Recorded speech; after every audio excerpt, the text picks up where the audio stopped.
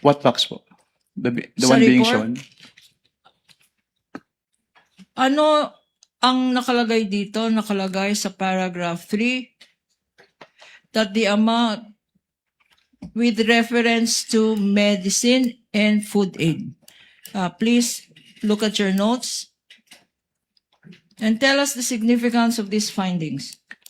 Nakalagay po dito sa number 3 na merong items for the provision of medical and food aid at payment of incentives for traveling relative to the confidential operations ng agency doon sa kanilang first and second quarter accomplishment reports. Okay. Meron mga amounts indicated dito. Pakibasa. Yes, ma'am. For the accomplishment report for the period February 6 to March 29, 2023, Magkano ito? sa provision of medical and food aid po, ang nagastos nila ay 42 million pesos. Tapos sa accomplishment report for the April 25 to June 30, 2023, yung nagastos po nila for the provision of medical and food aid ay 40 million pesos po. So, ang total nito, Mr. Witness, para sa period na to ay 42 million plus 40 million. Yes, ma'am. 82 million, Mr. Witness. Based on their submission po, yes, ma'am. Okay, and 82. based on their submissions, did they also attach to their submissions any documents showing or proving payments for medical supplies or food supplies? Wala po. Again, meron pang ibang figures dito, pakibasa, and what are they for? Yung isa naman po, yung February 6 to March 29 period, 10 million po yung binayad for the payment of incentives or traveling relative to the confidential operations.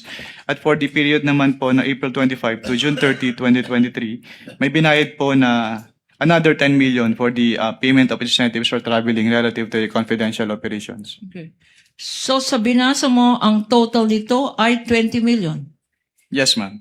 At itong 20 million ba, may kasamang mga resibo or attachments para patunayan na nagastos tong 20 million para sa travel.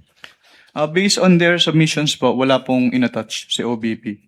Okay. And sa last sentence, ano itong amount na 20 million pesos? Ayan po yung total po nung kanilang payment of incentives or traveling relative to the confidential operations for the first and second quarter po. Okay.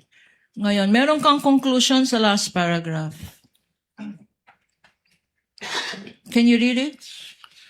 The provision of medical and food aid and payment of incentives or traveling relative to the confidential operations expenses do not fall among those enumerated under item 4.8 of the joint circular. Thus, the same should not be charged against the confidential fund of the agency. At sinasabi mo ang nature ng listahan sa joint circular ay ano? Exclusive po. Exclusive. Anong ibig sabihin ng exclusive? Bawal ang wala sa listahan. Tama ba yan? Yes, ma'am. Another box item is paragraph number 4.